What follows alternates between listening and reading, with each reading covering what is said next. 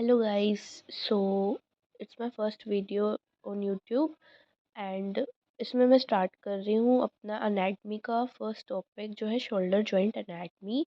मैं बोन्स इसलिए नहीं करा रही हूँ क्योंकि मेनली वो थ्योरी एग्जाम्स में बोन्स आती भी नहीं है। मेनली जो बोन्स आती हैं वो प्रैक्टिकल एग्जाम्स में पूछी जाती हैं एंड यहाँ पे मैं जो कराऊँगी वो सारा मेजरली जो होगा वो थ्योरी एग्ज़ाम्स का ही होगा।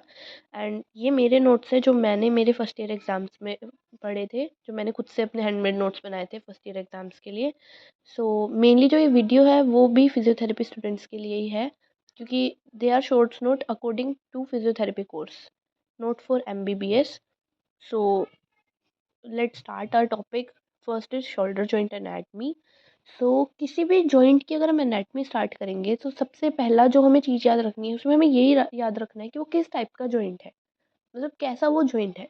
तो जैसे अभी हमने इसमें लिख रखा है कि shoulder joint is a synovial joint.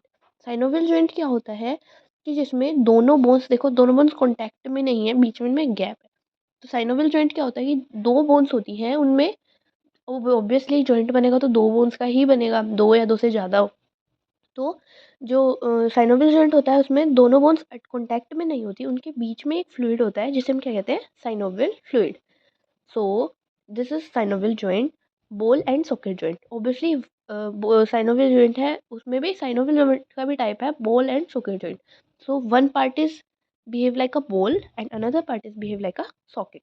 So ball attach on socket and form a joint. So उसके बाद हम आर्टिकुलेटिंग सरफेस की बात करते हैं। सेकंड पॉइंट, अगर हमने फर्स्ट पॉइंट लिखा कि किस टाइप का जॉइंट है तो सेकंड पॉइंट हम लिखेंगे कि उसमें आर्टिकुलेशंस क्या है, मतलब कौन सा पार्ट जाके अटैच हो रहा है या कॉन्टैक्ट में आ रहा है। ठीक है, तो हम आर्टिकुलेशन की बात करेंगे तो इसमें दो बोन्स हमारी आती हैं शोल्डर जॉइंट में। First is scapula and another one is humerus. Scapula का ग्लेनोइड कैविटी, स्कैपुला में आप पढ़ोगे जब बोन के बारे में तो उसमें आप देखोगे कि ग्लेनोइड कैविटी होती है एंड ह्यूमरस में हेड ऑफ ह्यूमरस। तो स्कैपुला की ग्लेनोइड कैविटी एंड ह्यूमरस का हेड दोनों ज्वाइन करके बनाते हैं ग्ल्यूनोह्यूमरल आर्टिकुलेशन। मतलब आर्टिकुलेशन मतलब मिलना। तो ग्लिनोइड कैविटी का ग्ल्यूनो एंड ह्यूमरस का हेड, तो ग्ल्यूनोह्यूमरल आर्टिकुलेशन मतलब दोनों मिलके क्या बनाते हैं, ग्ल्यूनोह्यूमरल आर्टिकुलेशन। तो ये देखो, ये एक टाइप से मैंने शॉर्ट में आपको बस समझाने के लिए बताया है कि आपका शोल्डर जॉइंट है। ये देखो हेड आ गया ह्यूमरस का and this is glenoid cavity of scapula. Okay, अब हमने देखो ये बता दिया किस टाइप का जॉइंट है, क्या क्या चीज़ें आर्टिकुलेट होंगी, इतना आपने बता दिया। उसके बाद हम जो उसकी थोड़ी सी कैरेक्टरिस्टिक्स लिखेंगे जॉइंट की। जॉइंट की कैरेक्टरिस्टिक्स है कि जो जॉइंट है वो वीक जॉइंट होता है, मतलब इसमें डिसलोकेशन के चांसेस ज़्यादा होते हैं। ऐसा हम क्यों बोल रहे हैं, क्योंकि जो हमारी ग्लिनोइड कैविटी है वो तो छोटी है और जो हमारा ह्यूमरस का हेड है वो ग्लिनोइड कैविटी से 4 टाइम बड़ा है। जो हमारा ह्यूमरस का हेड है वो ग्लिनोइड कैविटी से 4 टाइम बड़ा है। ठीक है, उसके बाद हम मेन बात करते हैं कि जो हमारा जॉइंट है उसमें स्टेबिलिटी कौन प्रोवाइड करता है। स्टेबिलिटी कौन प्रोवाइड करता है, तो वो आती है coraco acromial arch, then rotator cuff, then glenoid labrum and mainly जो मसल स्टेबिलिटी प्रोवाइड करती है वो है biceps brachii and triceps brachii. ये जब आप एनाटॉमी में थोड़ा पढ़ोगे ना बोन्स के बारे में तो आपको ये सब चीज़ें देखने को मिलेंगी। इफ़ अगर आप नहीं पढ़ रहे हो तो आप वही बोल सकते हैं कि आप याद भी कर सकते हो। उसके बाद मेन जो है वो है atmospheric pressure, it also provide stability to the joint. ठीक है, उसके बाद शोल्डर जॉइंट में हमारे दो प्रोसेसेस आते हैं। अब आपने पढ़ा होगा एक्रोमियन प्रोसेस कहाँ पे होता है, शोल्डर पे, एंड कोरेगॉइड प्रोसेस कहाँ पे होता है, क्लेविकल के पास। तो हमारे दो प्रोसेस आते हैं, दोनों प्रोसेस फॉर्म क्या कौन सी आर्च बनाते हैं, वो बनाते हैं coraco acromion arch. Coracoid process and acromion process मिलके बनाते हैं कोरेको एक्रोमिन आर्च। ठीक है, उसके बाद हमारे डायग्राम की बात करते हैं। तो डायग्राम में गाइस अगर आपको डायग्राम याद हो गया ना तो मेजरली आप ये लगा लो, आपको आधे से ज़्यादा जॉइंट के बारे में आप आराम से लिख सकते हो एंड आप अच्छा स्कोर कर सकते हो अगर जॉइंट के बारे में लिखना आया तो हम डायग्राम सबसे पहले स्टार्ट करते हैं। तो सबसे पहले हमेशा ये बात याद रखना, आप जब भी डायग्राम बना रहे हो तो आपको ये ज़रूर बताना है कि कौन सा पार्ट आपका एंटीरियर है, कौन सा पार्ट आपका पोस्टीरियर है, कौन सा पार्ट आपका सुपीरियर है, कौन सा पार्ट आपका इन्फीरियर है। क्योंकि अगर आप यही नहीं लिखोगे, यही नहीं बताओगे तो एग्जामिनर समझ ही नहीं पाएगा कि आप कौन सा एरिया एक्सप्लेन कर रहे हो। ठीक है, तो अब हमने हमारा डायग्राम सिंपल वे में मैंने आपको बना के दिखाया है ताकि आपको थोड़ा समझ आ जाए। तो हमने डायग्राम बनाया, उसमें सबसे पहले अब सुपीरियरली हमें शोल्डर जॉइंट में क्या दिखा, एक्रोमियन प्रोसेस। ये हमारा एक्रोमियन प्रोसेस हो गया। Just below the acromion process हमें दिखा सब एक्रोमियल बर्सा। ठीक है। उसके बाद हमारा, अब मैं पहले बाहर बाहर का समझा रही हूँ कि जो बाहर बाहर है वो क्या है, उसके बाद मैं अंदर जाऊँगी ताकि आपको कोई डाउट ना हो। उसके बाद जस्ट साइड में एक्रोमियन प्रोसेस से जस्ट एंटीरियरली हमारा क्या है, डेल्टोइड मसल। डेल्टोइड मसल का कौन सा, एंटीरियर फाइबर। ठीक है। ऐसे ही उसके जस्ट पोस्टीरियर जो एक्रोमियन प्रोसेस है उसके जस्ट पीछे क्या है, हमारा डेल्टोइड मसल का posterior fibre. Okay. Deltoid muscle के जस्ट नीचे हमारी कौन सी आ जाती है, पेक्टोरलिस मेजर मसल। डेल्टोइड का जो एंटीरियर फाइबर है उसके जस्ट नीचे हमारी है पेक्टोरलिस का, वो सॉरी पेक्टोरलिस मेजर मसल। ठीक है। Deltoid muscle and pectoralis muscle के बीच में एक छोटी सी वेन जाती है जिसको हम क्या बोलते हैं, सिफेलिक वेन। क्या बोलते हैं, सिफेलिक वेन। ओके, अब हमारा इतना पार्ट हो गया क्लियर, हमने बाहर बाहर की हमने बाउंड्री की। उसके बाद हम एंटीरियरली से स्टार्ट करते हैं। एंटीरियर में इधर हमारा आता है कोरेकोइड प्रोसेस। कोरेकोइड प्रोसेस से एक मसल अटैच होती है, वो हमारी कौन सी मसल है, ये है हमारी, ये वाली मसल है हमारी coracobrachialis and this is a short head of biceps brachii. This muscle is coracobrachialis and this part is short head of biceps. जब आप बाइसेप्स के बारे में पढ़ोगे तो आपको पता चलेगा कि बाइसेप्स के कितने हेड होते हैं, तो आप समझ जाओगे। ओके।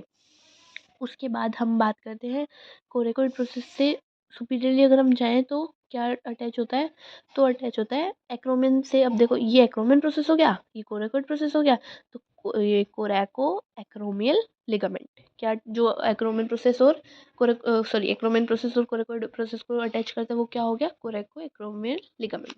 ठीक है।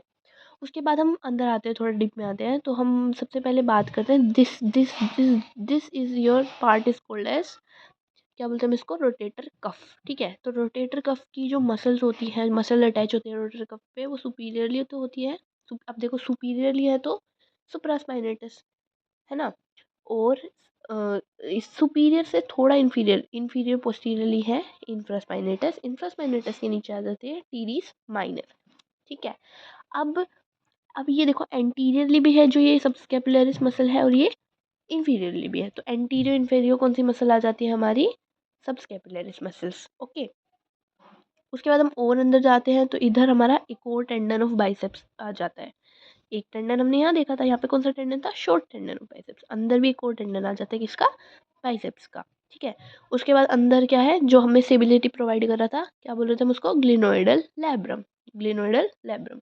उसके बाद इधर है, ये है लॉन्ग हेड ऑफ ट्राइसेप्स। उसके बाद यहाँ पे हमें तीन वो दिख नर्व बोल देंगे हम, नर्व देखने को, नर्व या वेसल देखने को मिलती है।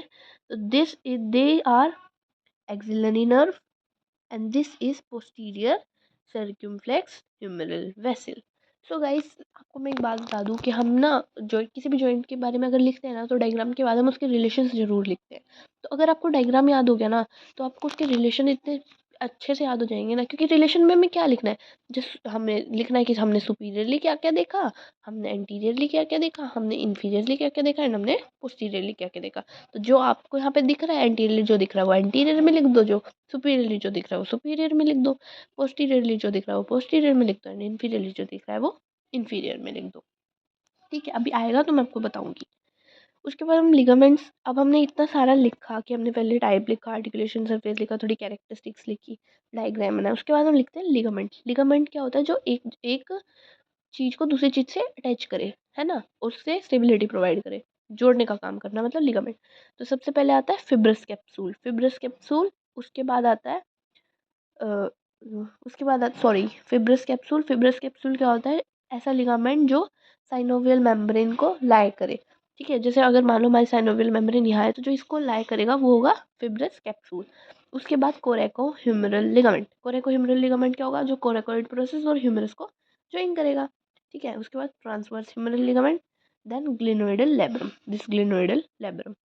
ओके। उसके बाद आता है बर्सा। बर्सा मेजरली होता है कि एक टाइप से स्मूथ मूवमेंट में काम कर रहा है, हम बोल सकते हैं।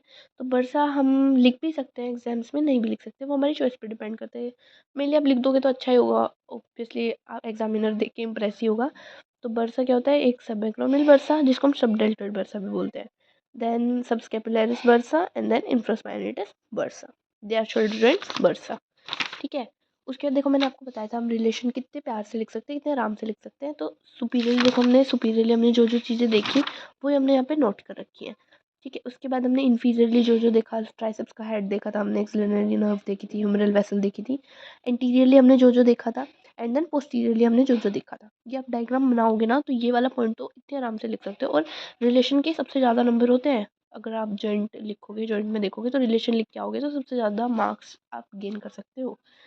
उसके बाद ब्लड सप्लाई, कौन कौन सी ब्लड सप्लाई है जो शोल्डर जॉइंट से पास होती है। तो अब हमने क्या बोला, शोल्डर जॉइंट से पास होती है, तो इसको याद करने का तरीका भी इतना आसान है। पास, पास मतलब posterior circumflex humeral vessel, anti posterior तो एंटीरियर भी होगी, तो anterior circumflex humeral vessel, then subscapularis vessel and subscapular vessel, they are हमारी ब्लड सप्लाई।